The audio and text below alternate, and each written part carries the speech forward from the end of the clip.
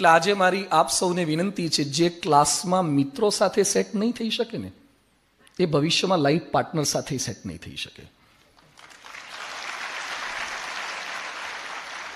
આજે થોડી ટ્રેનિંગ સમજજો. એક બેન્ચ પર કોકની સાથે બેસાડે ને કે બદલી આપો ના, નથી ફાવતો.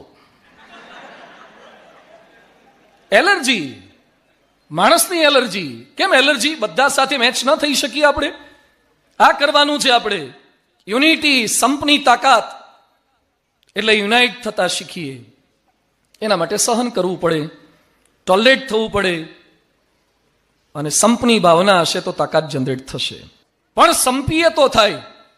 યુનિટી આજે BAPS સંસ્થામાંથી અમે આવ્યા છીએ. પરમ પૂજ્ય પ્રમુખ સ્વામી મહારાજ, મહંત સ્વામી મહારાજ, અમે 1100 સંતો છીએ. ઘણી વાર એમ લાગે કે આ સાધુ 1100 સંતો. I was the engineer.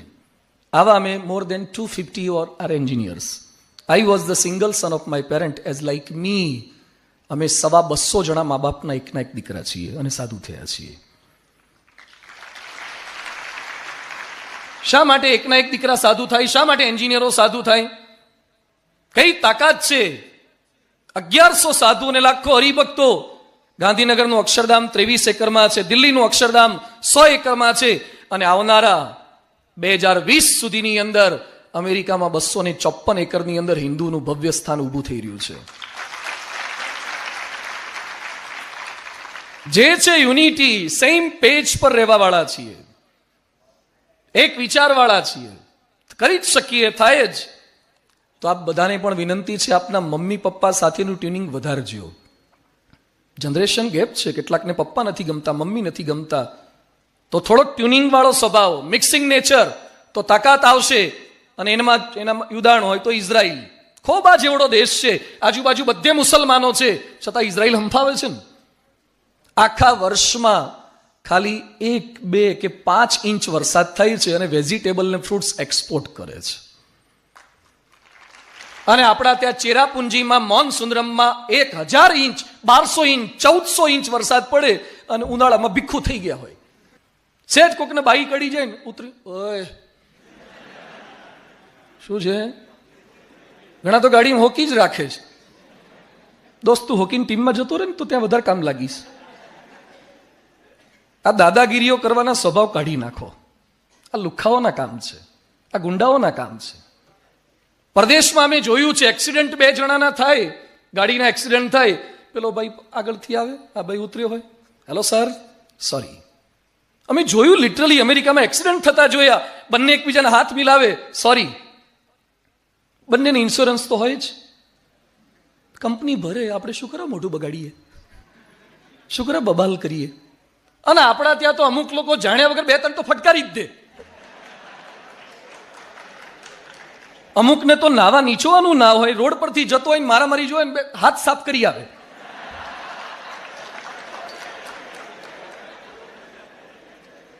આપણા ત્યાં સારું કામ થતું હશે ને ત્યાં માણસો ભેગા નહીં થાય. ક્યાંક ખરાબ થયું હશે ને તરત બાઈક મૂકીને, ઓય શું છે, શું છે, તું તારું કર ને પહેલા. શું છે વાળા? થોડા યુનાઇટ થઈએ, નાની નાની બાબતમાં બબાલ ના કરો. આ રાજકોટનું કલ્ચર બની ગયું છે.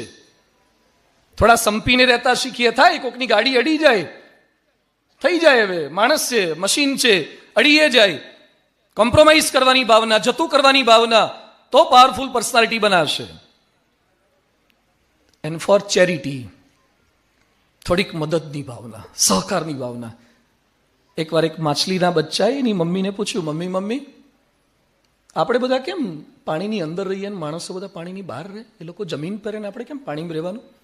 માછલીએ સરસ જવાબ આપ્યો કે જે ફિશ હોય એ પાણીની અંદર રહે, જે સેલ્ફિશ હોય ને એ પાણીની બહાર રહે. ફિશ હોય નીચે રહે, સેલ્ફિશ હોય ઉપર રહે. We all become selfish. કોઈ પણ ધંધાની વાત કરે શું કે મારા કેટલા ટકા, અને કોકનું બગડતું હોય તો આપણે કેટલા ટકા. આ ટકામાંથી બહાર નથી આવતા. એની વચ્ચે ચેરિટી, મદદની ભાવના, બીજાને મદદરૂપ કેટલા થઈ શકીએ. જંગલમાં જવાનું રામને આદેશ હતો, ભેગા કોણ ગયા?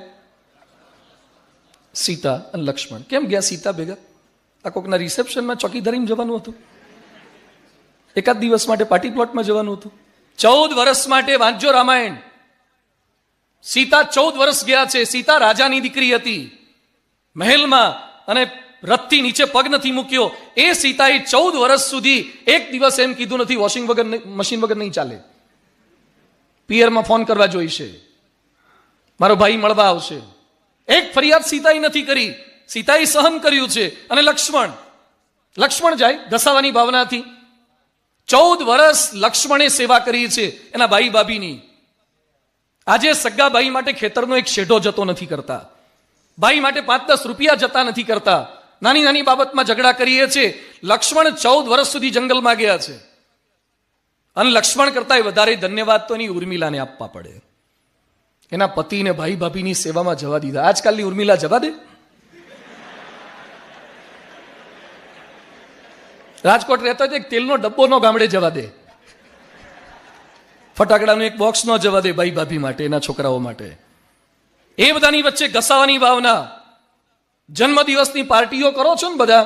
હમણાં એક યુવક મને મળ્યો તો, મંદિરે રિક્ષા ભરીને બિસ્કીટ ને આ બધું લઈને આવ્યો. મેં કેમ? મને કે આજે મારો જન્મદિવસ છે. બધું કેમ? આ મને કે સેલિબ્રેશનમાં આપણે ખાઈએ એ જન્મદિવસ નથી, આપણા જન્મદિવસે ગરીબોને જરૂરિયાતવાળાને જમાડીએ ને એ જન્મદિવસ છે. થોડાક આપણા જન્મદિવસના કોન્સેપ્ટ બદલી નાખો. આપણે એકબીજાના ઉપર કેક ચોપડી આપે, મોઢે મોઢે બધે પાર્ટીઓ કરીએ, શેમ્પેન કરીએ, અને જન્મદિવસના એટલા લોકો સુધી મદદરૂપ થઈએ. કેટલા મદદરૂપ થયા આપણે? બિલ ગેટ્સે પોતાની મિલકતના $27 અબજ ડોનેશનમાં આપ્યા. મૌલેશભાઈ, $27 અબજ આપી દીધા છે. વોરેન બફેટનું વાંચજો લાઈફ, એને કેટલું ડોનેશન આપ્યું છે. બધાની વિનંતી છે, તમે જેટલું કમાઓ ને થોડુંક હિન્દુઇઝમ માટે, થોડુંક દેશ માટે, ગરીબો માટે, એજ્યુકેશન માટે, સોસાયટી માટે, સંસ્કૃતિ માટે, એ ચેરિટીનો કોન્સેપ્ટ હશે, તાકાત વધશે. બીજા માટે ઘસાવાની ભાવના, મદદરૂપ થવાની ભાવના, આ એક કોન્સેપ્ટ આપણી અંદર આવવો જોઈએ. હું કઈ રીતે હેલ્પફુલ થઈ શકું સોસાયટીમાં, મદદરૂપ કઈ રીતે થઈ શકું. કલામ આદર્શ કહેવાય, રાષ્ટ્રપતિ કલામ. મદદરૂપ થવાની ભાવના દરેકને, બાળકને. વચ્ચે એક મંદિરમાં કોઈ કાર્યક્રમમાં ગયા હતા, આખો સેલરી કલામ સાહેબે ત્યાં અર્પણ કરી દીધો. ચેરિટીની ભાવના. એટલે આપણા મનની અંદર આ ચેરિટીની ભાવના પણ ડેવલપ થાય. એન્ડ 5th થિંગ, પ્યોરિટી, પવિત્રતા. પ્યોરિટી, શુદ્ધતા. આ નહીં હોય ને નીચે આવવું પડશે. લગભગ થોડાક વર્ષ પહેલા અમે મંદિરે આરતીમાંથી નીચે ઉતરતા, ત્યાં મને એક ફોન આવ્યો. મને કે હેલો સ્વામી. મેં કીધું બોલો. મેં કીધું કોણ બોલો છો? મને કે તમે મને નહીં ઓળખો. કીધું ઓળખાણ આપો. મને કે એનો ટાઈમ નથી. કીધું શાના માટે ફોન કર્યો? મને કે મેં તમારા લેક્ચર બધા સાંભળ્યા છે, એટલે મારા આશીર્વાદ લેવા છે. કીધું શાના આશીર્વાદ? મને કે આત્મહત્યા કરવી છે. I want to commit suicide. એટલે હું તો બે ઘડી આમ પેલો થઈ ગયો. બધું આત્મહત્યા આશીર્વાદ? મને કે હા, કે આશીર્વાદ આપો ને સુખ શાંતિથી પતી જવાય. આશીર્વાદ આપો. મેં કીધું હું જીવવાના આશીર્વાદ આપું છું, મરવાના આપતો નથી. શા માટે મરવું છે? મને કે સમજાવવાનો ટાઈમ નથી, અત્યારે મરી જ જવું છું. હું ત્રાસી ગયો છું, કંટાળી ગયો છું આ જિંદગીથી, સગાવાલાથી, મિત્રોથી હેરાન થઈ ગયો છું. બધાએ મારી સાથે વિશ્વાસઘાત કર્યો, મારે મરી જવું છે. મેં કીધું મરી જવું છે? તું અત્યારે છે ક્યાં? મને કે રાજકોટના રેલવે જંકશન પર પાટા વચ્ચે ઊભો છું, અને ફોન મૂકો એટલી વાર છે, હોઈ જ જવું છે. દોસ્ત તારે મરવું તું તો છેલ્લો કોલ મને શું કરવા કર્યો? કોલ ડિટેલમાં મારો નંબર આવી ગયો, એટલે આવતીકાલે મારી ઇન્ક્વાયરી કરશે તમે કંઈક બોલ્યા લાગો છો. પછી મારે એની ઇમોશનલી કન્વિન્સ કરવો હતો. બીજું મરવું હોય તો મરજે, પણ આવતીકાલે મરને. મને કે કેમ કાલે? બધું એક વિધિ કરવી પડે, મરતા પહેલા વિધિ આવે. મેં તે કરાવી? મને કે ના. મને કે ના કરીએ શું થાય? તો ભૂત થવું પડે, બહુ હેરાન થવું પડે. તું જીવતાય તું દુઃખી થયો, મર્યા પછી પાછું ભૂત થઈશ, પલિત થઈશ, હેરાન થઈશ. એના કરતા દોસ્ત આટલી વિધિ કરાવી દે. મને કે પણ એ રાજકોટમાં વિધિ કોણ કરે? મેં કીધું હું એક્સપર્ટ છું એમાં. મને કે તમે ક્યાં? મેં કીધું કાલાવાડ રોડ પર મંદિરે છું, આવી જા. જંકશનથી આવતા 15-20 મિનિટ થાય. હું રાહ જોતો હતો, કારણ કે મેં એને જોયેલો નહીં, ખાલી ટેલિફોનિક આપણે તો અવાજ એનો સાંભળ્યો, કરી તેને રેકગ્નાઇઝ કરવો કે આ છે. એટલે 1-2 છોકરાએ બધાને હું પૂછું, મેં ભાઈ તું પાટા પરથી આવ્યો? મને કે હું શું કરા પાટા પરથી આવું. ત્રીજા ચોથામાં એનો નંબર લાગી ગયો. પછી બેઠો, પાણી પાવ્યું, શરબત પાયું, રડવા લાગ્યો. મને કે મરી જવું છે, મને શું કરા તમે ડિસ્ટર્બ કર્યો. કીધું મરજે, કાલે મરજે. રાજકોટના જે ડીઆરએમ છે ને બેપ્ટીવાલા હતા, he is close to me, મારા મિત્ર છે. આવતીકાલે તારા માટે વજનદાર ટ્રેનની વ્યવસ્થા હું કરી આપીશ, પણ આજે થોડીક વિધિ પતી જવા દે. તારે મરવું કેમ છે તો કહેતો જા, તો મારે કથામાં કામ લાગે. મને કે મારી સાથે અન્યાય કર્યો. 3.5 વર્ષથી મારા સગાવાલાએ મારી સાથે સંબંધ કાપી નાખ્યો છે, બોલતા નથી, છાપામાં મારા નામની જાહેરાત આપી દીધી. બધું એ લોકોએ આવું ન કરવું જોઈએ. મને કે સમજતા નથી. મને બધું એ લોકોની આટલી બધી ભૂલ, તો તારી કઈ ભૂલ ખરી? મેં કે ના ના, હવે મારી થોડી ભૂલ હોય. થોડી થોડી નાની નાની નાની ભૂલ, કઈ નાની ભૂલ ખરી? અને મોટે ભાગે આપણી તો ભૂલ કેવી હોય? લગભગ હોય નહીં, અને અથવા તો હોય તો કેવી હોય? નાની. જેટલા એક્સિડન્ટ થાય એમાં ભૂલ કોની હોય?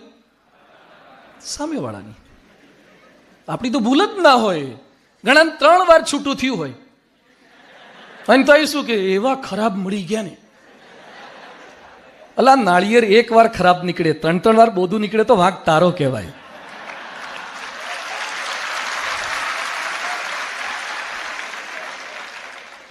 એટલું તને ચેક કરતા નથી આવડતું.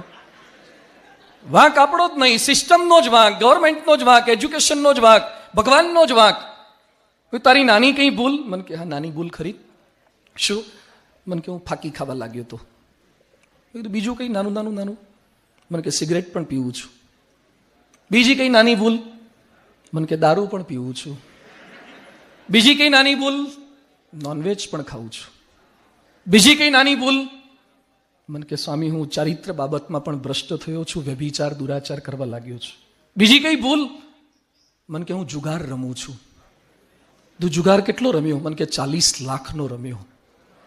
તું જીત્યો કે હાર્યો? મને કે જીત્યો એ થોડો ઉપડું, હારી ગયો. એના બાપા રહેતા હતા કાલાવાડ રોડ પર, અને વેચીને પેડક રોડ બાજુ, સંત કબીર રોડ બાજુ જવું પડ્યું. સામે કાંઠે ઘર વેચવું પડ્યું. આબરૂના ધજાગરા થયા, છાપામાં જાહેરાત આપવી પડી, અને મરવાના સંકલ્પ એને કરવા પડ્યા. એને 11માં એ ગ્રુપમાં 87 કે 89% હતા. પણ મિત્રોના રવાડે નવરાત્રિમાં, ડાન્સ પાર્ટીમાં, ક્લબ કલ્ચરમાં ચડ્યો. એમાં દારૂ, વ્યભિચાર, દુરાચાર, અનાચાર બધી બાબતે પૂરો થયો. ડબ્બા ટ્રેડિંગમાં ગયો, 40 લાખ હાર્યો, અને આત્મહત્યાનો સંકલ્પ કરવો પડ્યો. મિત્રો જ્યારે લખવાનો પ્રારંભ કરીએ ને બ્લેન્ક પેપરમાં, ત્યારે શરૂઆત આપણી લાઈન સીધી લાગે. થોડુંક લખો પછી ખબર પડશે કે આ ઉપર જશે કે નીચે જશે. એમ કોલેજના પહેલા શરૂઆતની અંદર સારું લાગશે કે હું તો ડાયો જ છું, થોડાક વર્ષ વીતવા દો, પછી ખબર પડશે કેવા ડાયા છીએ. એ બધાની વચ્ચે પ્યોરિટી નહીં હોય. માઇક ટાઇસન ઓળખો છો ને બધા? મુક્કેબાજ, હેવીવેઇટ ચેમ્પિયન. જેલમાં 6 વર્ષ જેલમાં જવું પડ્યું છે માઇક ટાઇસનને. બળાત્કારના કેસની અંદર, બધી તકલીફોની અંદર. ચહેરાની સુંદરતા બહુ લાંબો ટાઈમ નહીં ચાલે. જે ગાલ પર ક્રીમો લગાવો છો, નેવિયાન, ફેર એન્ડ લવલી, અને અત્યારે તો ગાલ તમારા લીસા હોય, સુવાળા હોય, ક્રીમો લપસી જાય. ગળપણ થવા દો, એટલી કરટલીઓ પડશે ને ક્રીમો હલવાઈ જશે. અને એમાં પહેલી વાર કોઈ તમારી મોટી ઉંમર થાય ને કાકા કહીને બોલાવશે ને, હાર્ટ એટેક જેવું દુખાવો થશે.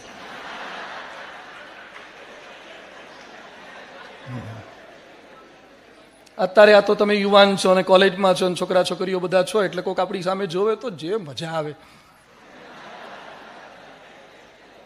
તો તમારા મમ્મી પપ્પા તો મોટી ઉંમરના, હવે કેમ નથી જોતું કોઈ? ઉંમર થઈ ગઈ, પૂરું. આ જિંદગાની નાની એવી નાની શી કહાની મહા મોટા ધ્યાની કહે. ફાની તો થવાની, 100 સાલની જિંદગાની અડધી ઊંઘમાં જવાની, અડધી જેરેની કથની કહેવાની, 12 સાલની નાદાની, તોફાની, મસ્તાની, નાચવાની, કૂદવાની, મહેકવાની, વાળે સફેદી આવવાની, કાને સંભળાવાની, આંખે ન દેખાવાની, પગે ન ચલાવવાની. જવાની એ જવાની, અને જતા જતા લાત મારવાની, કાનમાં કહેવાની હવે હું પાછી નથી આવવાની. બધું જતું રહેશે. ટોક ઓફ ધ ટાઉન ને સીન ઓફ ધ સિટી હોઈએ ને, બધા દિવસો પૂરા થઈ જશે, એક્સપાયરી ડેટ થઈ જશે. પ્યોરિટી નહીં હોય, કઈ કામ નહીં લાગે. બ્યુટી બહુ છે, ઘણા બ્યુટી બહુ હોય છે, તો એમને માટા મારતા હોય છે. પ્યોરિટી લાવવાની છે, પવિત્રતા, ચારિત્રની પવિત્રતા. એટલે મિત્રો થોડુંક યાદ રાખજો. આ નહીં હોય ને તો છૂટાછેડાથી માંડીને બધા જ પ્રશ્નો ઊભા થાય છે. રાજકોટમાં આપણા ફોટા હોર્ડિંગ્સ પર લાગે તો કેટલો આનંદ થાય. બિગ બજારમાં, ક્રિસ્ટલ મોલમાં, ઇસ્કોન પ્રોઝોન મોલમાં જેટલા સારા ચહેરાના ફોટા લાગેલા છે ને, એ લોકો અમુક સમય નીચે ઉતરી જશે, એના કરતાં કોઈ સારો આવશે ત્યારે. જે રૂપની સુંદરતાથી ઉપર ચડ્યા છે એ ઉતરી જાય, જે હૃદયની પવિત્રતાથી ઉપર ચડ્યા છે, રાણી લક્ષ્મીબાઈ ને વિવેકાનંદ સ્વામી, એને કોઈ નગરપાલિકા ક્યારે ના ઉતારી શકે. આપણા ફોટા છપાય એનો પ્રયત્ન ન કરો, આપણે મૂર્તિ જેવા કઈ રીતે બની શકીએ એ પ્યોરિટી છે.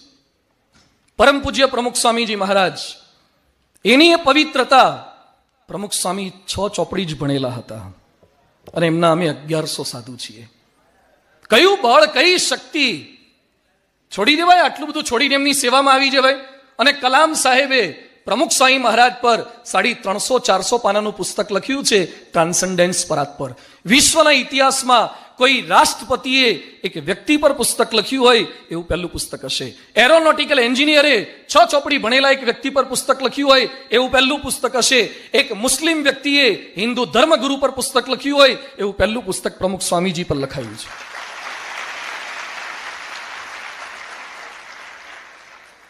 પ્રમુખ સ્વામીનો પ્રભાવ કયો, કઈ પર્સનાલિટી હતી? કોઈ હેરસ્ટાઇલ નહીં, કોઈ કપડાની સ્ટાઇલ નહીં.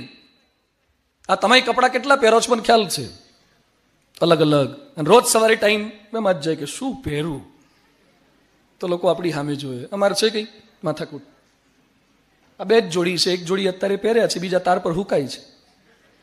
કોઈ ઇસ્ત્રી નહીં, કોઈ માથાકૂટ નહીં. આવતીકાલે હુકાઈ જાય એટલે એને પહેરી લેવાના અને ધોઈ નાખવાના, પૂરું, ધેટ્સ ઓલ.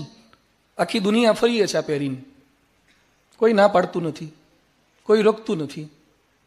અને તમારે કેટલા બધા જાત જાતના જુદા કપડાં હોય છે, સ્કૂલના જુદા, કોલેજના જુદા, ફ્રી ડ્રેસના જુદા, કોકના ત્યાં ફરવા જઈએ એના જુદા, લગ્નના જુદા, છૂટાછેડાના જુદા, બેસણાના જુદા, ઉઠમણાના જુદા, રેસકોર્સના દોડવાના ચડ્ડા જુદા. તમારું લાખ રૂપિયાનું કપડું હોય તો એ નીચેવાળું ઉપર પહેરાય?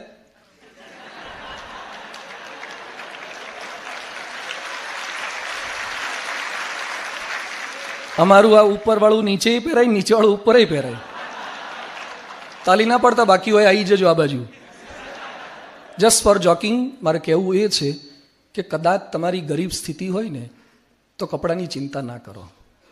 દોસ્તો, સારા કપડાવાળા જ પર્સનાલિટીવાળા બને એવું નથી. તમારી તાકાત ના હોય તો શનિવારીના પહેરો. અને જે બિગ બજારમાંથી, મોટા મોલમાંથી લે કપડાવાળા, એ જ સુખી માણસો. મારી પાસે એક છોકરો આવ્યો રાજકોટનો, શર્ટનો ભાવ પૂછો 22,000નો શર્ટ. 22,000નો શર્ટ! મને એટલો આઘાત લાગ્યો એટલે પેન્ટનું મેં પૂછ્યું જ નહીં. આ 22,000નો એક શર્ટ પહેરવાનું ફાડે નહીં ત્યાં સુધી ચિંતા, એના કરતાં શનિવારીમાંથી રોજ બદલાય. એટલે કપડાં પહેરવાના છે, સારા પહેરજો, પણ તમારા કરતાં કોઈકના સારા કપડાં આવે ને તો ચિંતા ના કરતા કે આગળ નીકળી જશે. કપડાઓથી, હેરસ્ટાઇલથી, ગાડીઓથી કોઈ ક્યારે આગળ નીકળ્યા નથી. એની હૃદયની પવિત્રતાથી આગળ નીકળી જશે.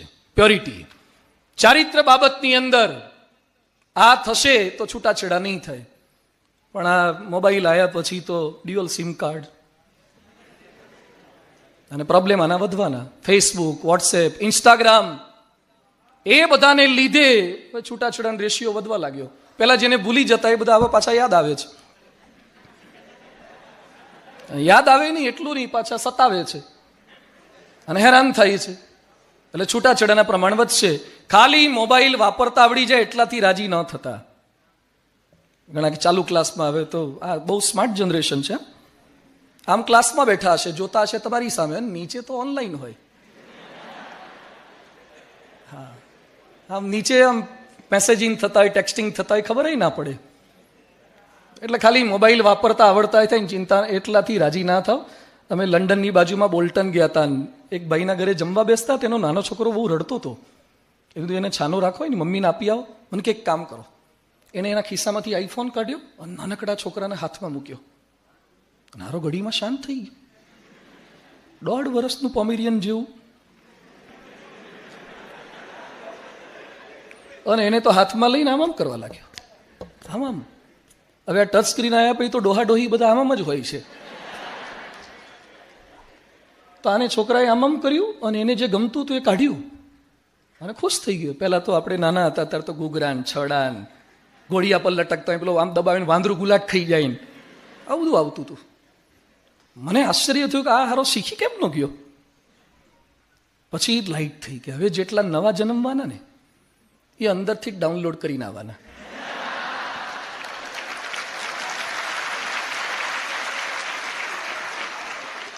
કારણ કે મમ્મીએ 9 મહિના પૂરેપૂરી પ્રેક્ટિસ કરી જ હોય, એટલે પ્લે સ્ટોરમાં જવાની માથાકૂટ જ નહીં ને. ખાલી મોબાઈલ આવડે એનાથી રાજી ન થતા, મોબાઈલમાં શું જુઓ છો ને એનાથી રાજી થજો. તમે કેટલાના નંબર સેવ કરો છો એ તમારી મોટપ નથી, કેટલા લોકો તમારા નંબર સેવ કરે છે ને એ તમારી મોટપ છે. મોદીનો નંબર તમે સેવ કરો એમાં તમારી વિશેષતા નથી, પણ મોદી તમારો નંબર સેવ કરે ને એમાં તમારી વિશેષતા છે. આ લેવલ પર જવું છે, પ્યોરિટી, તો પવિત્ર જીવન, એટ લાસ્ટ સ્ટેબિલિટી, સ્થિરતા. નાની નાની વાતની અંદર આપણે ફ્રેઝાઇલ થઈ જઈએ છીએ. કાચના મટીરિયલ હોય ને, બોક્સ હોય, એના પર શું લખ્યું હોય? Handle with care. એમ નાની નાની વાતની અંદર આપણે ફ્રેઝાઇલ થઈ ગયા. એક SMS ના આવ્યો ને તરત ઢીલા ઢફ, કોકે આપણી સામે ન જોયું અને ગાડી રિઝર્વમાં, કોક હસ્યા નહીં. તકલીફ નાની નાની બાબતમાં આપણે કરીએ છીએ શું? ટીવીનો ખર્ચો આપણે કરીએ, આપણા ઘરમાં ટીવી રાખીએ પણ રિમોટ બાજુવાળાને આપીએ છીએ. બેઠો બેઠો આપણી ચેનલો એ બદલ્યા કરે. આપણા ટીવીનું રિમોટ ક્યારે કોઈ છોકરીને કોઈ છોકરાને હાથમાં ના આપો. તમને હસતા રાખવા કે રડતા રાખવા એનો કંટ્રોલ તમારા હાથમાં રાખો. બીજાને શું કરવા આપો છો? કોઈક તમને ન બોલાવે એટલે દુખી, કોઈક તમારી સામે ન જોવે એટલે દુખી. અને નાની નાની બાબતમાં આત્મહત્યા. આજે હરિવંદનાના તમામ વિદ્યાર્થીઓને અપીલ કરું છું, જિંદગીમાં ગમે તેટલા દુઃખો પ્રશ્નો આવે ને, ક્યારે હત્યાને આત્મહત્યાનો વિચાર પણ ન કરવો. શા માટે મરી જવાનું? આજીમાં પડી જવાનું, ગળે ફાંસો ખાઈ લેવાનો, બિલ્ડિંગ પરથી પડી જવાનું. પ્રેમમાં નિષ્ફળતા મળી, મરી જાઓ. લગ્ન થી 5-7 વર્ષ થયા, છોકરા ના થયા, મરી જાઓ. સાસુ કંઈક બોલ્યા, મરી જાઓ. હમણાં એક ભાઈ જુનાગઢ બાજુથી આવ્યા, એની દીકરીએ એસિડ પી લીધો. મારી આગળ રડતા હતા એ ભાઈ, મને કે સ્વામી મારી દીકરી 22 વર્ષની એસિડ પી ગઈ. પછી એ ગેસ્ટ્રોલોજિસ્ટને બધાને બતાવ્યું, આખું ઇન્ટેસ્ટાઇન, એનું આંતરડું તંત્ર બધું એસિડ કઈ રીતે સહન કરે બોડી, બધું બળી ગયું, મરી નહીં. 6 મહિના સુધી જમી શકી નથી, પેટમાં પંક્ચર કરી અને ત્યાંથી લિક્વિડ ફૂડ નાખવું પડ્યું. મેં કીધું શા માટે તમારી દીકરીએ એસિડ પીધો? મને કે એની સાસુ બોલે એટલે સહન ન થયું. એ સાસુ બોલે તો ગોલા ખાઈને આપણે હોઈ જવાનું હોય ને, ભલે ને બળતી આપણે ઠંડક ન કરીએ. અને એને બહુ તકલીફ હોય તો એ પીવે. નાની વાતમાં એસિડ પી લેવાનું, કોઈક તમને ન બોલાવે એટલે એના પર એસિડ છાંટી દેવાનું. આ છોકરા છોકરીઓમાં કિસ્સા બને છે. કોકે રિસ્પોન્સ ના આપ્યો, દગો દીધો, એસિડ છાંટી આવવાના. આ આપણી જીવન છે, હવે આ લાઈફ છે. સ્ટેબિલિટી. નાની નાની વાતમાં મરવાની, ઘર છોડવાની વાતો ના કરો. ઘણા ઘેર ધમકી આપે, છોડ દઈશ, મારી ઈચ્છા મુજબ જો હર્લી એન્ડ ડેવિડસન નહીં આવે ને, હા, બાઇક નહીં આપો તો આમ કરીશ તેમ કરીશ. ખોટી ધમકીઓ ન આપો, કોઈને ધમકી ના આપો. વ્યવસ્થિત જીવન જીવવું છે. સ્ટેબિલિટી. પ્રશ્નો કોને નથી આવ્યા? કૃષ્ણ ભગવાનને પ્રશ્ન હતા કે નહીં હતા? કૃષ્ણનો જન્મ ક્યાં થયો હતો? આમાંથી જેનો જન્મ થયો હાથ ઊંચો કરો. પાછળ ના જુઓ, તમે નથી બીજું કોઈ ના હોય.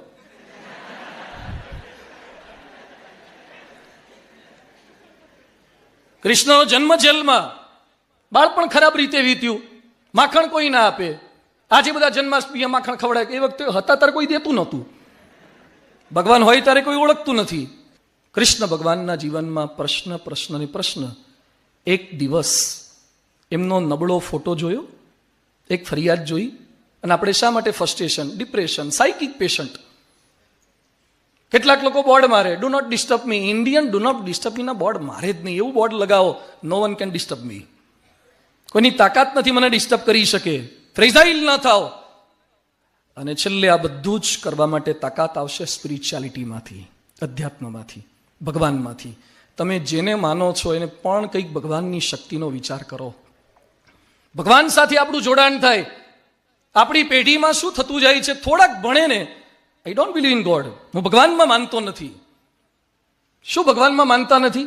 આપણી બુદ્ધિ શક્તિ આવડત કેટલી? હમણાં એક આઈટી એન્જિનિયર મને મળ્યો, જુનાગઢનો છે, સોફ્ટવેર એન્જિનિયર, એન્ડ્રોઈડની એપ્લિકેશન ડિઝાઇન કરે છે. અને જુનાગઢથી આવતો તો એક્સિડન્ટ થયો અને બ્રેઇન સ્ટ્રોક લાગી ગયો છે, બ્રેઇન ડેમેજ થઈ ગયું, અત્યારે જીવે છે પણ કશું ઓપરેટ કરી શકતો નથી. એક સ્ક્રૂ ભગવાન ઢીલો કરશે ને, કવરેજ એરિયાની બહાર જતું રહેવાશે. ખીરસરા પેલેસ વાળાનો એકનો એક દીકરો એક્સિડન્ટમાં ગુજરી ગયો. કટારિયા, વલ્લભભાઈ કટારિયાનો દીકરો એક્સિડન્ટમાં મૃત્યુ પામી ગયો. જિંદગીના કેટલાક પ્રશ્નોના જવાબ ગૂગલ પાસે નથી, એ ભગવાન પાસે છે. એના માટે ભગવાનની જરૂરિયાત છે. ભગવાનમાં શ્રદ્ધા, ભગવાનનું બળ. અમે બધા કોઈ અભણ બાવા છીએ, છતાં ભગવાનમાં માનીએ છીએ અને સંપૂર્ણ શ્રદ્ધા સાથે. ભગવાનની શક્તિ, અમેરિકાની કરન્સી પર વોશિંગ્ટન ડીસીમાં લખ્યું છે, in God V trust. America વાળા ભગવાનમાં માને. આપણા ત્યાં જે સ્પેસ શટલ છોડવા માટે જાય છે એ લોકો તિરુપતિ બાલાજીની માનતા માને. અને આપણે એમ બોલીએ કે હું ભગવાનમાં માનતો નથી. ભગવાનમાં અતૂટ શ્રદ્ધા, ભગવાનમાં વિશ્વાસ જેને માનીએ છીએ ને. રાજ્યવર્ધન રાઠોડ શૂટિંગ કોમ્પિટિશનમાં હતા અને પોતે બોલ્યા, અ સિમ્પલ ચેન્ટિંગ ઓફ ઓમ, ખાલી ઓમનું રટણ મારું ફ્રસ્ટ્રેશન, ડિપ્રેશન ઘટાડી દે છે. ગાંધીજી રોજ પ્રાર્થના કરતા. સરદાર પટેલમાં ભક્તિ હતી. તો બધાને મારી વિનંતી છે, જે ભગવાનને માનતા હોય એ રોજ થોડોક સમય આપણા શાસ્ત્રો માટે, આપણા સંતો માટે, ક્યાંક જ્યાં શ્રદ્ધા હોય ત્યાં મંદિર માટે, એની સાથે જોડાણ. એક પાવર જનરેટ થશે, એક બળ આવશે. ભગવદ્ ગીતાનું ખબર છે? એક છોકરાને મેં પૂછ્યું, do you know about Geeta? Yeah very well, she is my neighbour.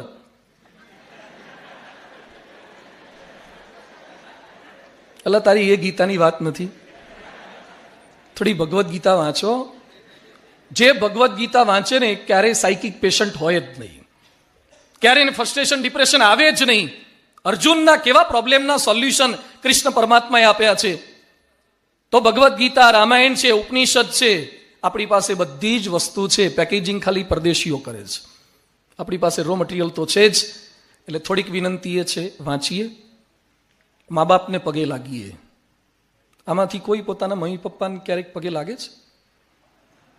Raise your hands જે પગે લાગતા હોય. સરસ. બેસતા વર્ષે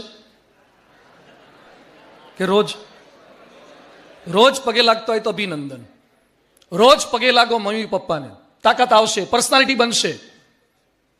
મમ્મી પપ્પા સાથે ભલે ટ્યુનિંગ ના હોય, ભલે સ્વભાવ એના ના ગમતા હોય, પગે લાગતા શીખો. એક તાકાત આવશે, એક બળ આવશે. માતૃદેવો ભવ, પિતૃદેવો ભવ, આ ભાવના. અને પ્રોફેસરો જે આપણા છે એને જેમ તેમ બોલાવો નહીં. એનું સન્માન, એનો આદર, એની સાથે રિસ્પેક્ટ, આપણું વર્તન હોય. અને સંતો, શાસ્ત્રો માટે આપણને આદર. તો એ લેવલે પહોંચાશે.